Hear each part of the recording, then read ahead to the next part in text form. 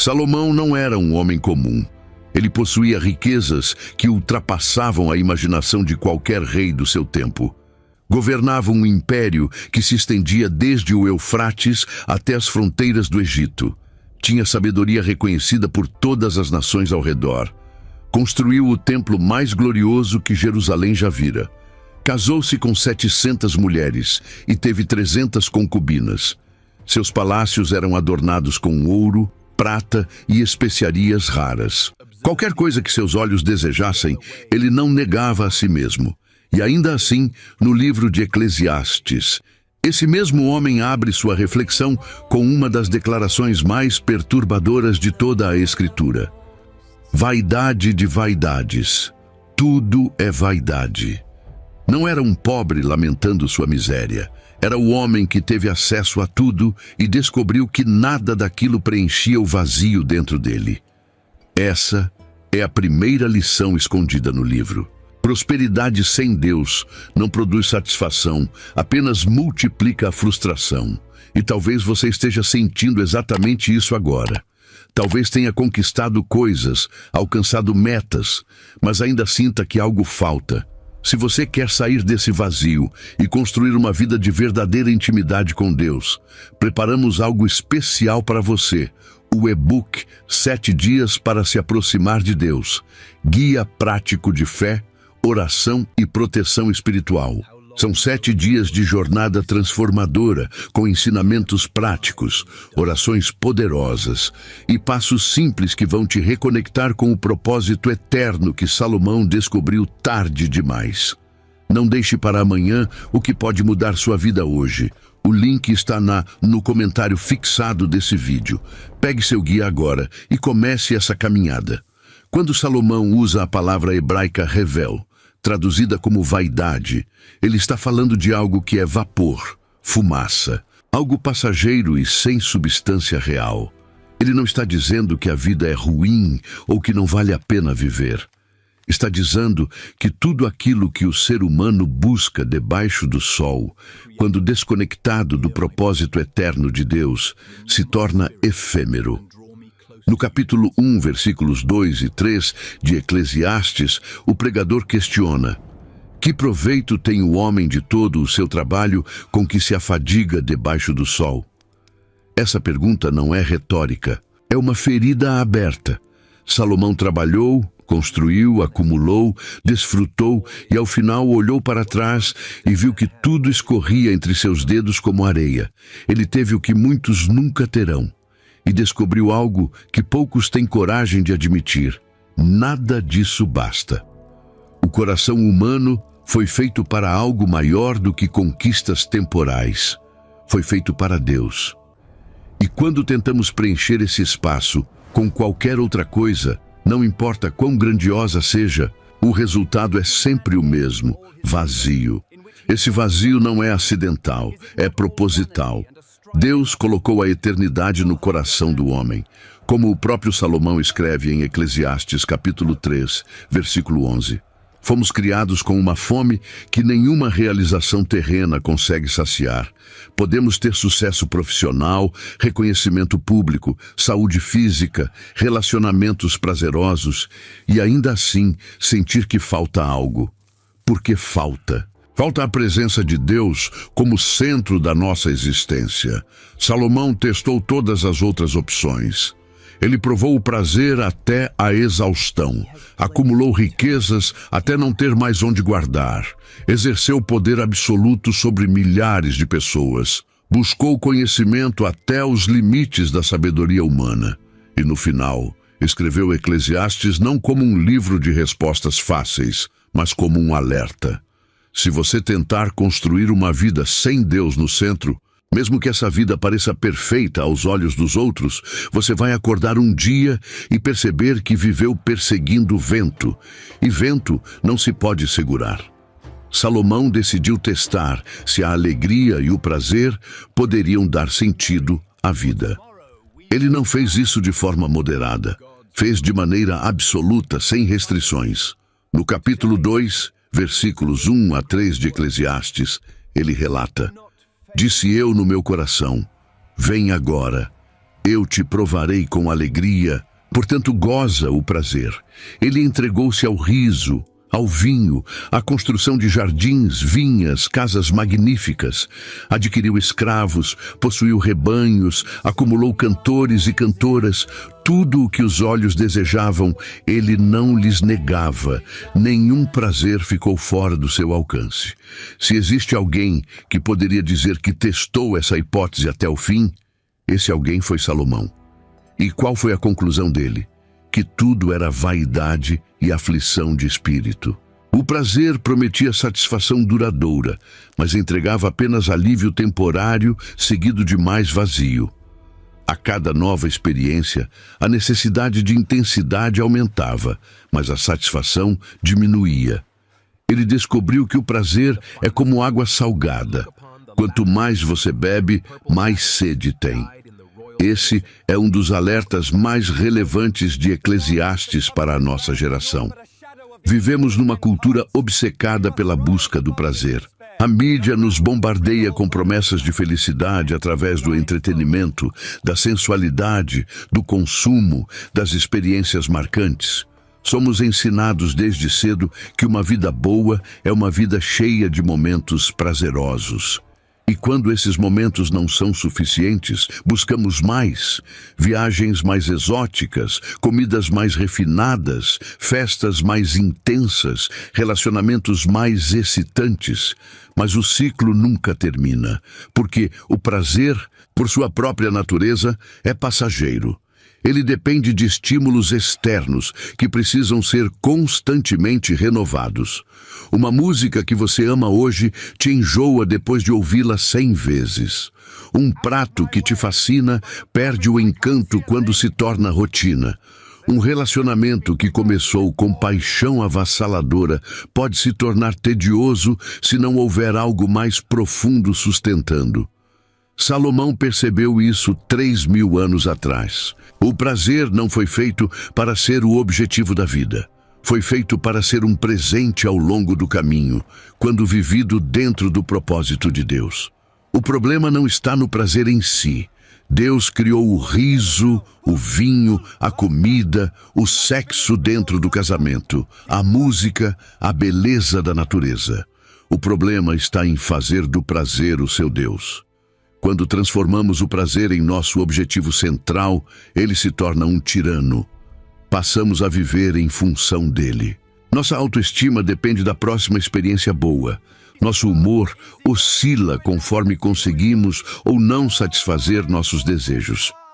E quando envelhecemos, quando o corpo já não responde como antes, quando as circunstâncias mudam e os prazeres se tornam menos acessíveis, entramos em crise, porque construímos toda a nossa identidade sobre algo que, por definição, não pode durar. Eclesiastes nos confronta com essa verdade dolorosa. Uma vida dedicada exclusivamente à busca do prazer é uma vida desperdiçada. Não porque o prazer seja mau, mas porque ele nunca foi projetado para carregar o peso de dar sentido à nossa existência. Esse peso só Deus pode carregar. Salomão também voltou seus olhos para o trabalho. Ele construiu casas, plantou vinhas, fez jardins e pomares. Organizou grandes projetos, administrou recursos, delegou tarefas. Sua capacidade de realização era impressionante, mas no meio de toda essa produtividade, ele fez uma pergunta incômoda. Para que serve tudo isso? No capítulo 2, versículos 18 a 23 de Eclesiastes, ele expressa uma angústia profunda. Todo o trabalho pelo qual me afadiguei debaixo do sol, eu o deixarei ao homem que virá depois de mim. Ele percebeu que trabalhava intensamente, mas outro colheria os frutos. Construía impérios, mas não levaria nada consigo. E aquele que viesse depois poderia ser sábio ou insensato, cuidadoso ou negligente. Todo o suor investido poderia ser desperdiçado em uma geração. Isso gerou nele não apenas frustração, mas verdadeiro desespero. Porque se o trabalho não tem continuidade eterna, se tudo que construímos será entregue a outras mãos e eventualmente esquecido, Qual é o sentido real de trabalhar? Esse é o drama de milhões de pessoas hoje. Trabalham 40, 50, 60 horas por semana.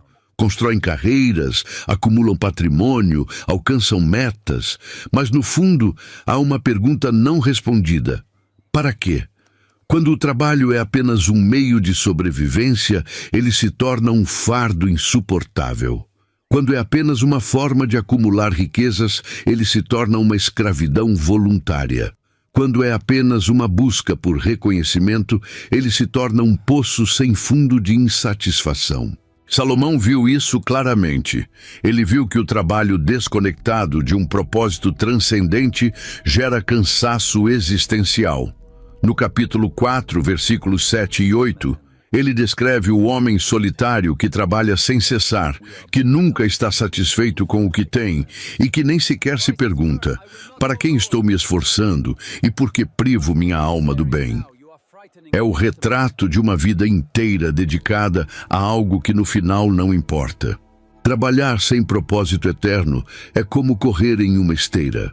Você se cansa, sua, se esforça, mas não sai do lugar.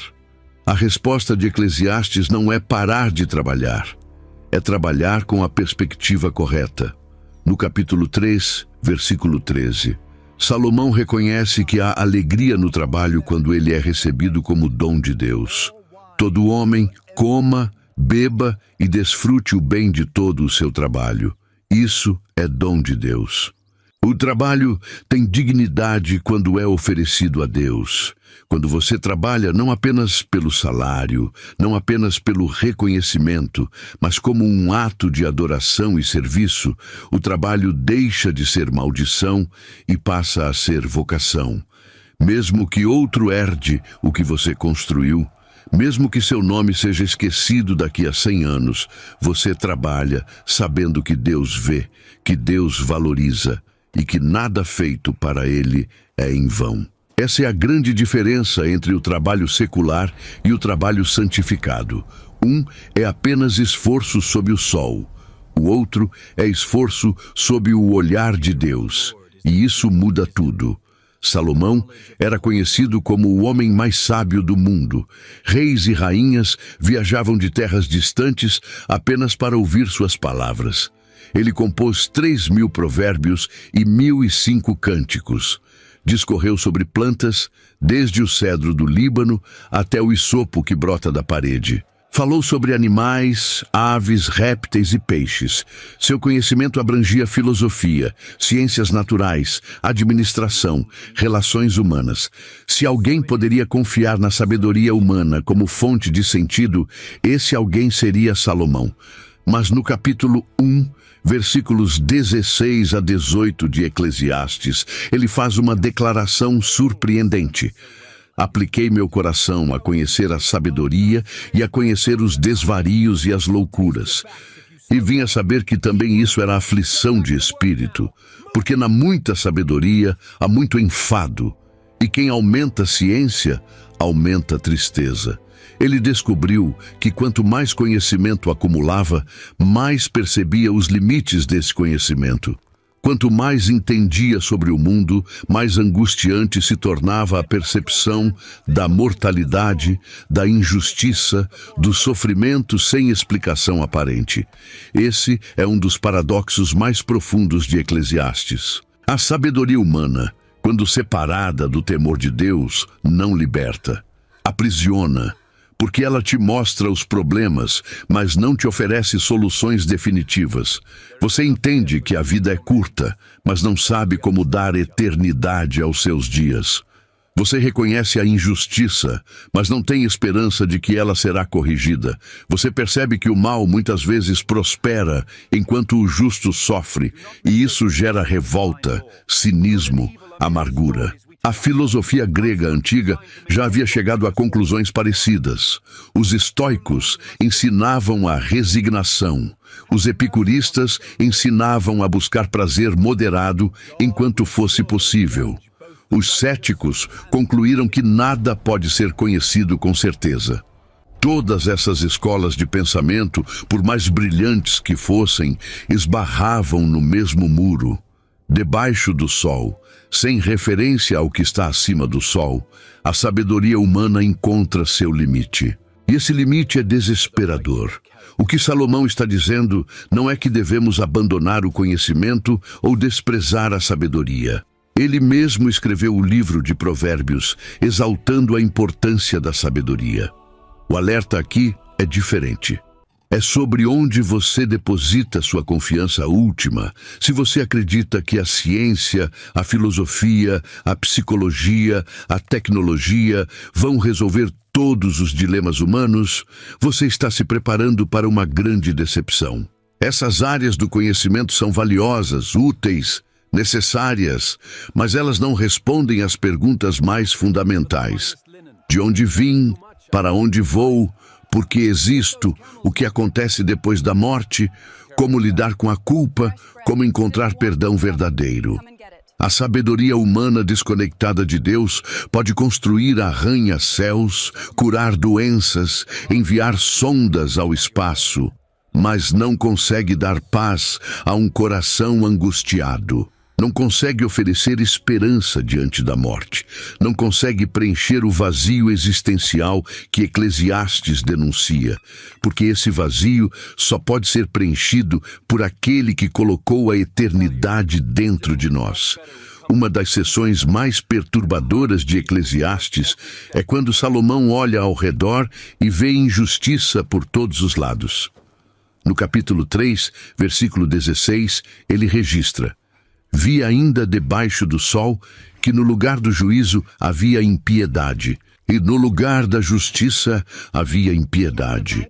Ele viu corrupção nos tribunais, viu opressão dos poderosos sobre os fracos, viu inocentes sendo condenados enquanto culpados eram absolvidos.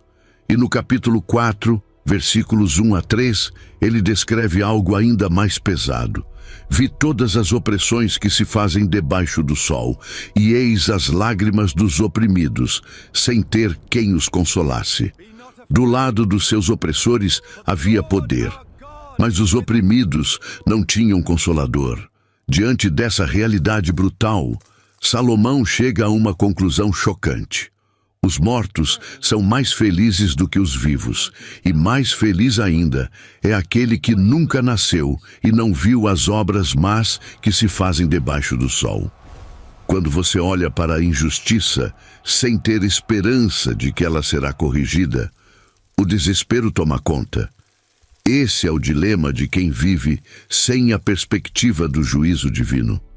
Se tudo termina na morte, se não há prestação de contas, se o opressor e o oprimido têm o mesmo destino final, então a injustiça é apenas um fato da vida que precisa ser aceito.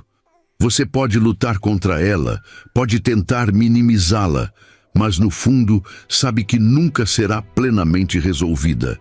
Ditadores morrem em suas camas, cercados de luxo. Vítimas de violência nunca veem justiça. Criminosos escapam por brechas legais. Corruptos enriquecem enquanto honestos passam necessidade. E tudo isso fica sem resposta. O ateu consistente precisa viver com essa realidade, precisa aceitar que a injustiça é apenas parte do acaso evolutivo, que não há significado moral objetivo, que conceitos como bem e mal são construções sociais. Mas o coração humano não consegue viver em paz com isso. Fomos criados com senso de justiça porque fomos criados à imagem de um Deus justo. E quando vemos injustiça, algo dentro de nós grita que isso está errado. Eclesiastes não oferece respostas fáceis para essa questão, mas oferece uma pista crucial no capítulo 3, versículo 17. Deus julgará o justo e o ímpio, pois há um tempo para todo propósito e para toda obra. Essa é a esperança que muda tudo. A injustiça que você vê agora não é a palavra final. Há um juiz que vê tudo, que registra tudo, que um dia acertará todas as contas. Nenhuma lágrima será esquecida, Nenhuma violência ficará impune, nenhum ato de maldade passará despercebido. Isso não significa que devemos cruzar os braços e esperar passivamente. Significa que podemos lutar contra a injustiça sabendo que nossa luta não é em vão, porque ela se alinha com o caráter de Deus. E mesmo quando não conseguimos reverter todas as situações injustas nesta vida, sabemos que a história não termina aqui. Há um tribunal eterno, e nesse tribunal, finalmente, toda injustiça será julgada e toda lágrima será enxugada. Salomão também observou a vida daqueles que vivem isolados, focados exclusivamente em seus próprios interesses. No capítulo 4, versículos 7 e 8 de Eclesiastes, ele descreve uma cena solitária. Havia um que estava só, sem ninguém, não tinha filho nem irmão, e contudo não cessava de trabalhar, e os seus olhos não se fartavam de riquezas. E ele nem perguntava: para quem trabalho eu, e privo a minha alma do bem? Esse é o retrato de alguém que vive numa bolha, trabalha incessantemente, acumula bens, mas não tem com quem compartilhar. Não construiu relacionamentos significativos, não investiu em ninguém além de si mesmo, e no final, mesmo cercado de posses, está profundamente só, porque solidão não é ausência de pessoas ao redor, é ausência de conexão verdadeira. Você pode estar numa multidão e se sentir completamente isolado. Você pode ter sucesso admirado por muitos e não ter um único amigo real. Vivemos numa época marcada por essa solidão existencial. As redes sociais criaram a ilusão de conexão enquanto aprofundam o isolamento. Pessoas têm milhares de seguidores, mas ninguém que realmente as conheça. Apresentam vidas perfeitas online enquanto lutam contra depressão e ansiedade em silêncio. O individualismo moderno ensina que você não precisa de ninguém, que deve ser autossuficiente, que depender de outros é fraqueza. E o resultado é uma geração inteira de pessoas emocionalmente desconectadas, incapazes de formar vínculos profundos, vivendo vidas paralelas sem intersecção real. Salomão viu isso há 3.000 anos. E no versículo seguinte, capítulo 4, versículo 9, ele oferece o antídoto. Melhor é serem dois do que um, porque tem melhor paga do seu trabalho. Porque se um cair, o outro levanta o seu companheiro. Mas ai daquele que estiver só, pois caindo, não haverá outro que o levante. Relacionamentos não são luxo, são necessidade fundamental da existência humana. Mas Eclesiastes vai além da simples valorização de amizades. Quando Salomão fala sobre não estar só, ele está apontando para algo maior. A necessidade de viver em comunidade e, mais profundamente, em comunhão com Deus. Uma vida centrada apenas em si mesma é uma vida que desmorona na primeira crise. Quando a doença vem, quando o fracasso acontece, quando a perda bate à porta, quem vive apenas para si descobre que construiu sobre areia. No capítulo 4, versículo 12, Salomão completa o raciocínio. Se alguém quiser prevalecer contra um, os dois lhe resistirão, e o cordão de 3 dobras não se quebra tão depressa. Esse cordão triplo é uma referência clara. Você, o outro e Deus. Relacionamentos humanos são fortes, mas relacionamentos humanos ancorados em Deus são inquebráveis. Porque mesmo quando as pessoas falham, mesmo quando os amigos se vão, Deus permanece. A solidão existencial só é vencida quando você entende que foi criado para viver em relação com Deus e com as pessoas que Ele coloca no seu caminho. Salomão acumulou riquezas além da imaginação. Ouro e prata em Jerusalém eram tão comuns quanto pedras, segundo o relato bíblico. Seus tesouros incluíam especiarias raras, madeiras preciosas, marfim, macacos e pavões, trazidos de terras distantes. Suas frotas mercantes navegavam pelos mares, trazendo lucros extraordinários. Se alguém poderia afirmar que a riqueza traz segurança e satisfação, seria ele. Mas no capítulo 5, versículos 10 a 15 de Eclesiastes, Salomão destrói essa ilusão de maneira brutal. Quem ama o dinheiro jamais dele se farta, e quem ama a abundância nunca se farta da renda. Também isso é vaidade. Ele observou que quanto mais se tem, mais se deseja ter. A riqueza não sacia, apenas aumenta o apetite por mais riqueza. E no versículo 15 do mesmo capítulo, ele lembra uma verdade inescapável. Como saiu do ventre de sua mãe, assim nu voltará, indo-se como veio. De todo o seu trabalho nada tomará, que possa levar na sua mão. Essa é uma das realidades mais difíceis de aceitar numa cultura obcecada por prosperidade material.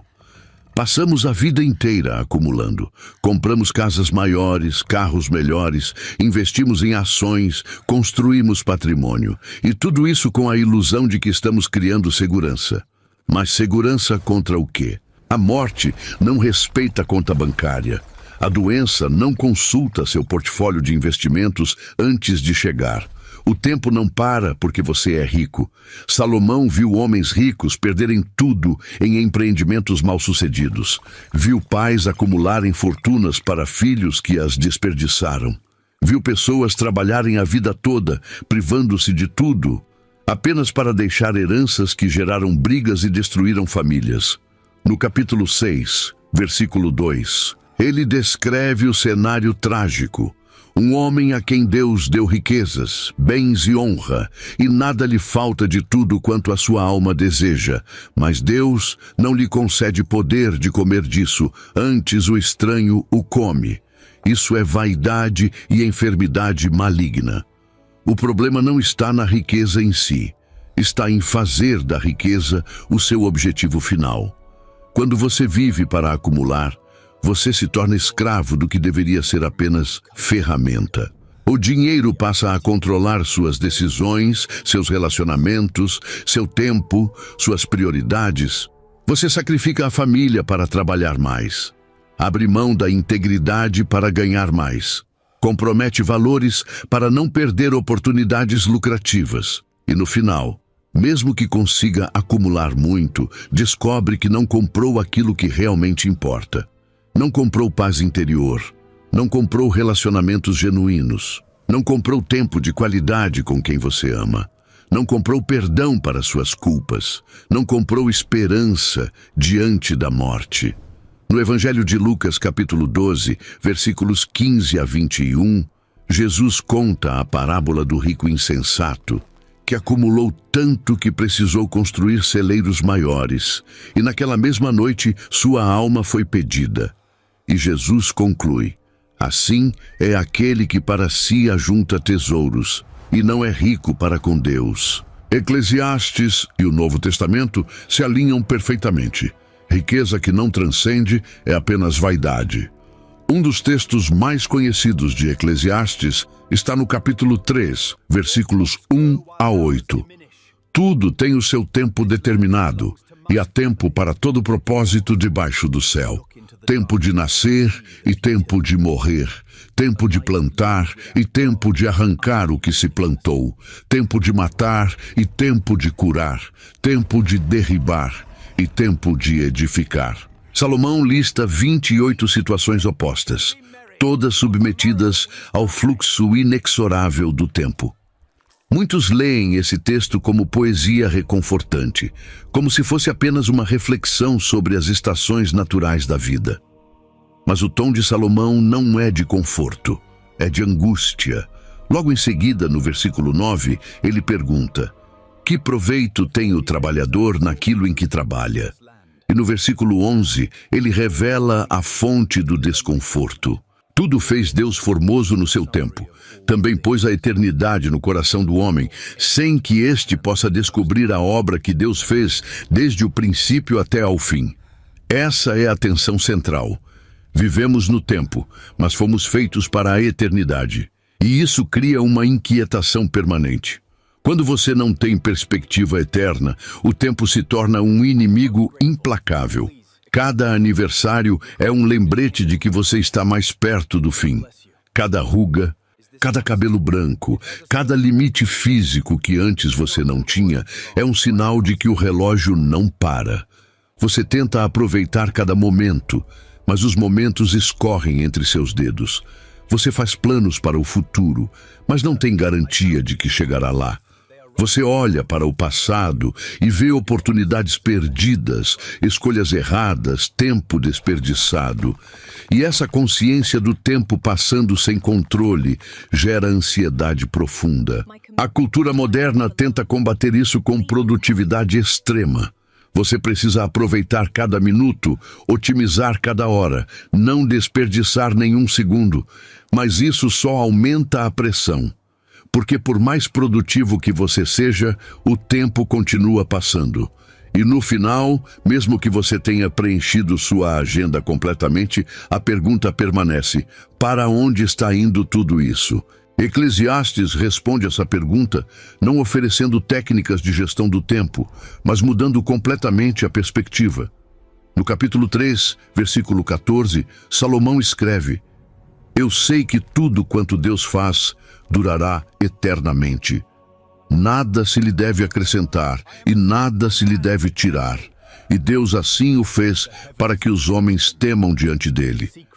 Quando você vive com a consciência de que existe algo além do tempo, que há uma eternidade à sua espera, o tempo deixa de ser apenas uma contagem regressiva para o nada. Ele se torna um presente. Cada dia não é apenas mais um dia a menos. É uma oportunidade de viver algo que terá eco eterno. Suas escolhas importam não apenas para o aqui e agora, mas para sempre. Seus relacionamentos não terminam no túmulo. Seu caráter está sendo formado para uma existência que transcende essa vida. O tempo ainda passa, você ainda envelhece, mas agora você sabe para onde está indo. E isso muda completamente a forma como você vive cada minuto que Deus lhe dá. Salomão não era apenas rei, era também responsável pelo templo, pela estrutura religiosa de Israel. Ele havia construído a casa de Deus em Jerusalém. Conhecia os rituais, os sacrifícios, as festas sagradas, todo o sistema religioso estabelecido por Moisés.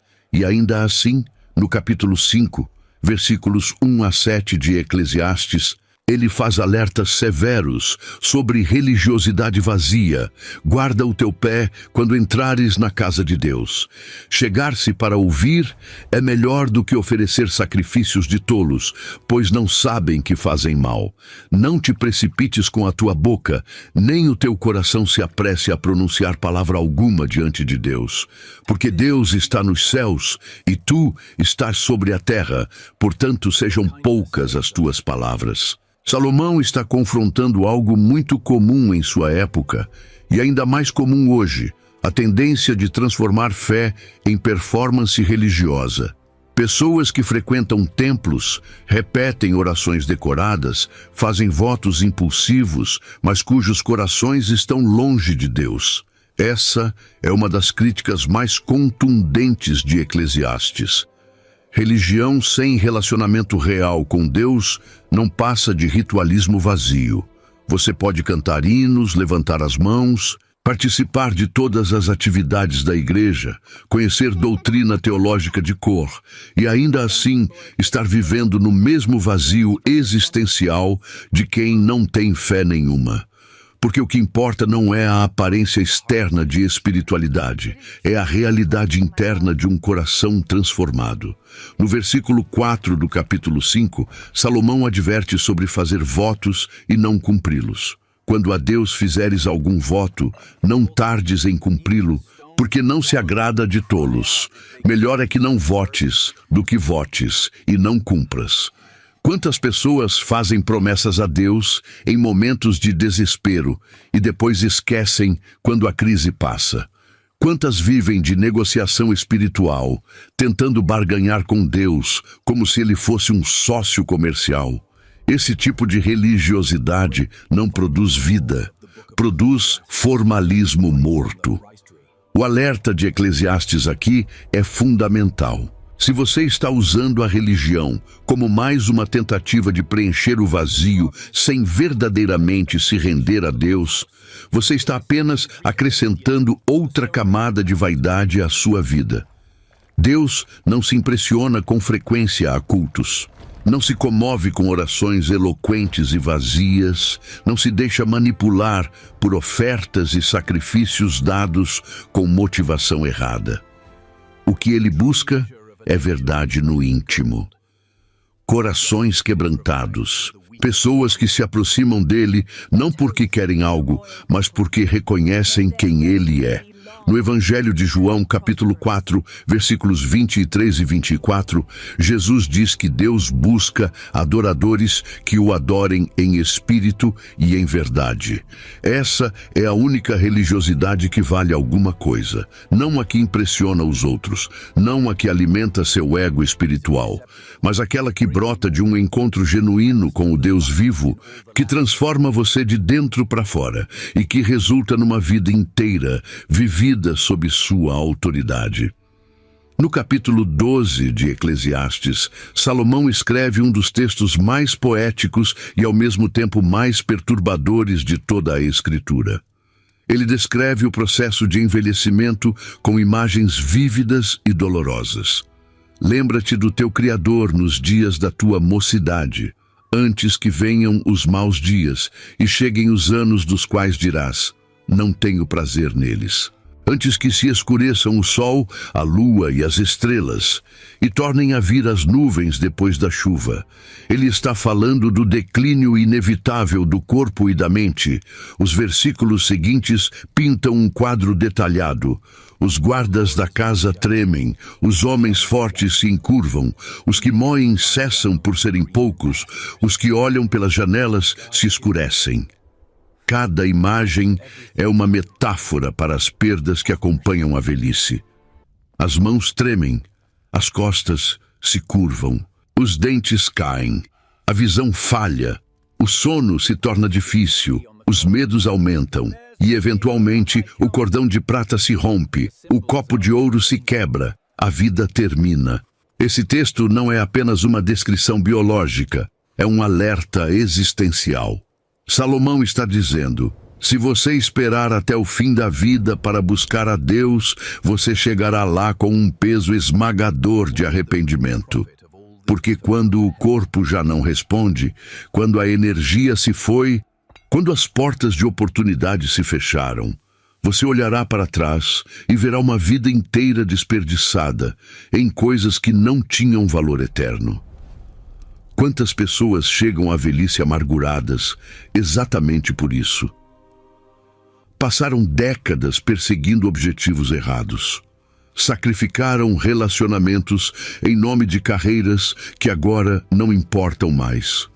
Negligenciaram a família para acumular bens que não podem levar consigo. Ignoraram Deus enquanto tinham saúde e tempo e agora enfrentam a morte sem esperança, sem paz, sem certeza do que vem depois. Esse é o desespero mais profundo, chegar ao fim e perceber que você errou o alvo da vida inteira. Mas Eclesiastes não diz isso para gerar medo paralisante, diz para gerar urgência transformadora. Lembra-te do teu Criador nos dias da tua mocidade. Não espere, não adie, não acredite na mentira de que você tem tempo infinito.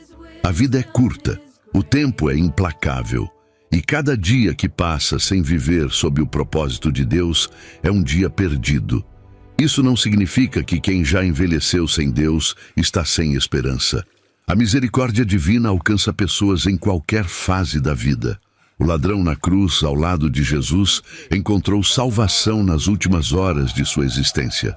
Mas Salomão está alertando sobre o custo de uma vida inteira vivida longe de Deus. Não é apenas sobre perder a eternidade, é sobre perder o significado desta vida. Quando você vive sem Deus, você pode ter 90 anos de idade, mas apenas 10 anos de vida verdadeira. Porque só tem valor eterno aquilo que é vivido em conexão com aquele que é eterno. O resto é apenas passar do tempo até a morte chegar. Salomão confronta a morte de maneira direta e sem romantização. No capítulo 3, versículo 19 de Eclesiastes, ele escreve algo que muitos consideram chocante. O que sucede aos filhos dos homens, sucede aos animais. O mesmo lhe sucede. Como morre um, assim morre o outro. Todos têm o mesmo fôlego. A vantagem do homem sobre os animais não é nenhuma, porque tudo é vaidade. Todos vão para um lugar. Todos foram feitos do pó, e todos voltarão ao pó. Se você olhar apenas pela perspectiva debaixo do sol, sem considerar a eternidade, a morte nivela tudo. O sábio morre como o tolo, o rico morre como o pobre, o justo morre como o ímpio. E se tudo termina no mesmo lugar, se todos voltam ao pó e pronto, então qual é o sentido de viver de forma diferente? Por que se esforçar para ser bom se o destino final é idêntico ao de quem foi mau? Essa é a angústia existencial máxima.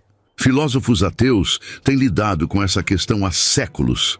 Albert Camus disse que a única questão filosófica realmente séria é o suicídio. Vale a pena viver se tudo termina no nada? Jean-Paul Sartre afirmou que a vida é absurda e cabe a cada um criar seu próprio significado, mesmo sabendo que esse significado é arbitrário e temporário. Friedrich Nietzsche declarou que Deus está morto e que precisamos nos tornar super-homens para suportar o vazio que isso deixou. Todos eles, de formas diferentes, estavam ecoando o que Salomão já havia percebido. Se não há nada além desta vida, então a morte é o vencedor final. Ela desfaz tudo que você construiu, apaga tudo que você foi, torna irrelevante tudo que você fez. No capítulo 9, versículos 5 e 6, Salomão descreve essa realidade crua. Os vivos sabem que morrerão, mas os mortos não sabem coisa alguma. Já não tem recompensa, porque a sua memória ficou entregue ao esquecimento. Também o seu amor, o seu ódio e a sua inveja já pereceram. Mas Eclesiastes não termina aí.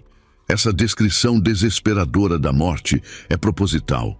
Salomão está mostrando para onde leva a visão de mundo que exclui Deus. Está desmascarando a futilidade de viver como se esta vida fosse tudo.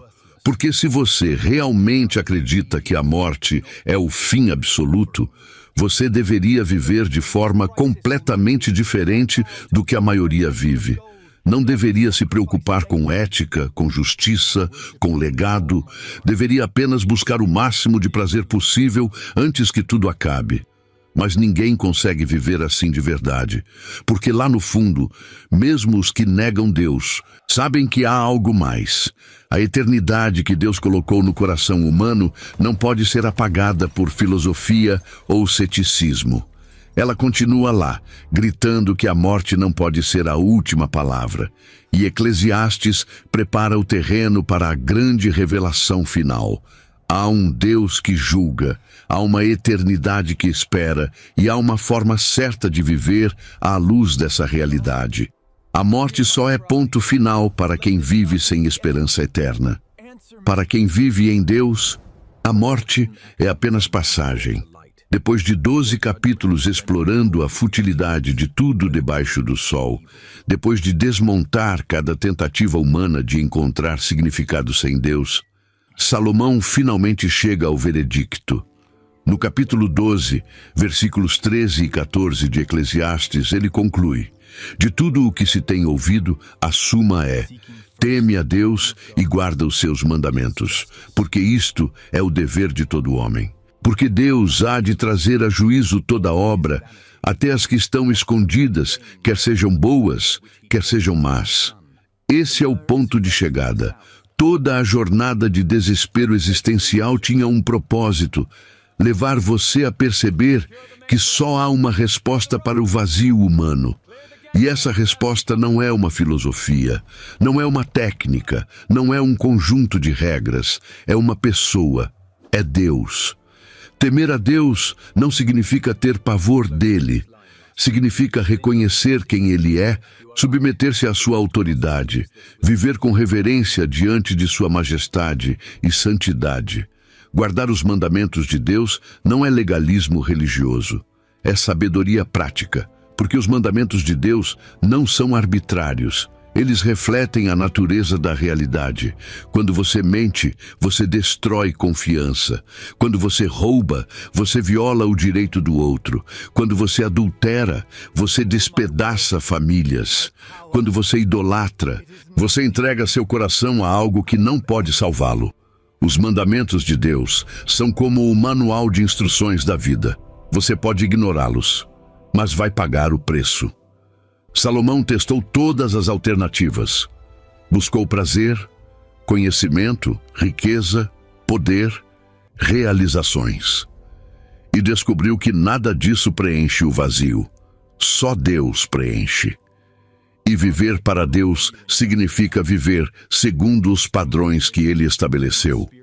Não porque você será salvo pelas obras, mas porque quando você conhece verdadeiramente a Deus, você quer viver de forma que o agrade. Você entende que seus mandamentos não são fardo, mas proteção. Não são prisão, mas liberdade verdadeira. O versículo final de Eclesiastes é devastador em sua seriedade.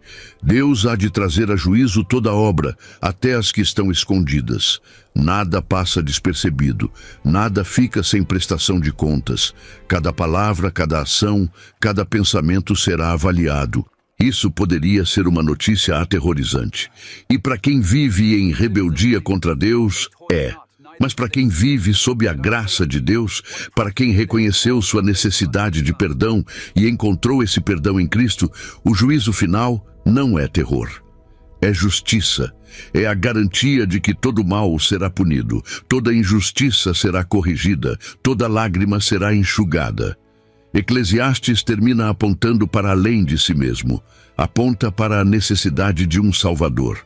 Porque se seremos julgados por toda obra, se o padrão é a perfeição de Deus, então todos nós estamos condenados.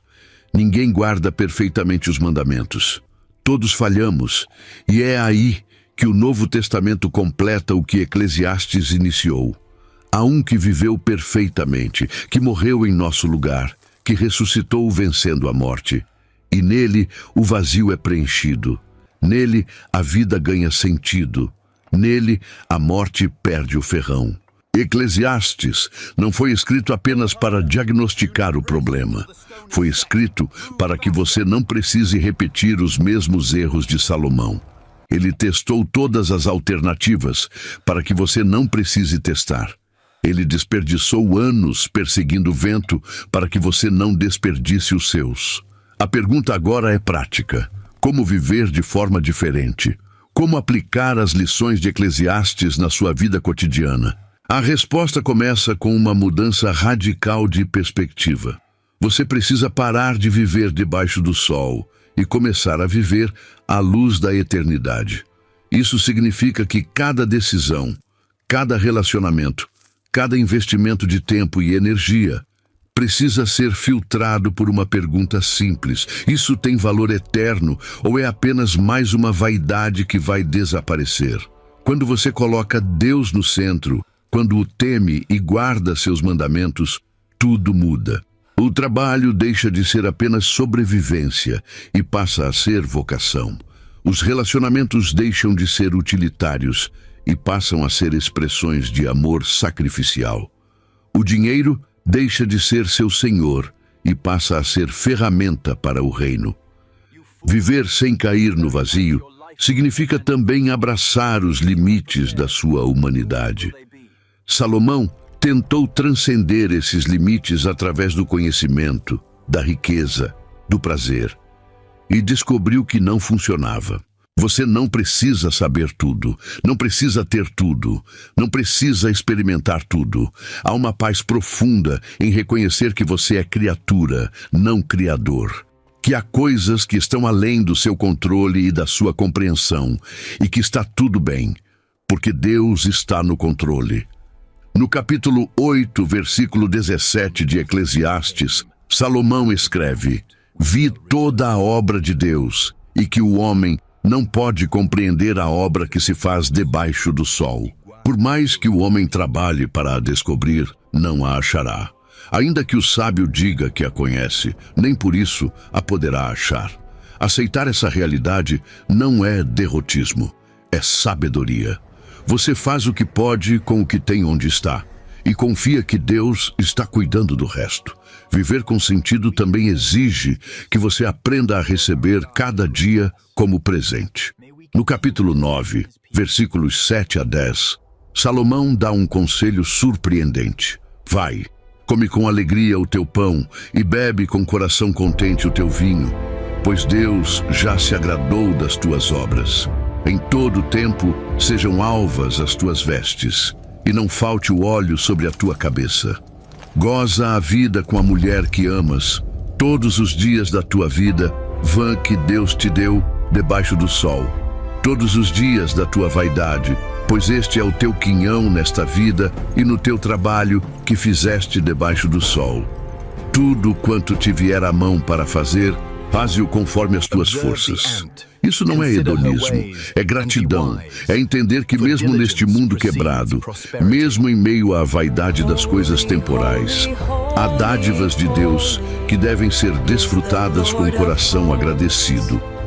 A comida na sua mesa, o trabalho das suas mãos, o amor da pessoa ao seu lado, a energia que você tem hoje. Nada disso é garantido amanhã. Então viva hoje com intensidade. Não porque amanhã pode não vir, mas porque hoje é um presente de Deus que não deve ser desperdiçado em amargura, ansiedade ou ingratidão. Viva cada momento sob o olhar de Deus, para a glória de Deus, em obediência a Deus. E descubra que quando você vive assim, mesmo as coisas simples ganham profundidade eterna. Uma refeição em família não é apenas nutrição, é comunhão. Um dia de trabalho honesto não é apenas ganhar o pão, é servir a Deus através do serviço aos outros. Um momento de descanso não é perda de tempo, é reconhecimento de que você não é máquina, mas ser humano criado à imagem de um Deus que também descansou. Eclesiastes termina com um chamado, e esse chamado ecoa até hoje. Não desperdice sua vida perseguindo aquilo que não pode satisfazer. Busque primeiro o reino de Deus e a sua justiça, e tudo o mais será acrescentado.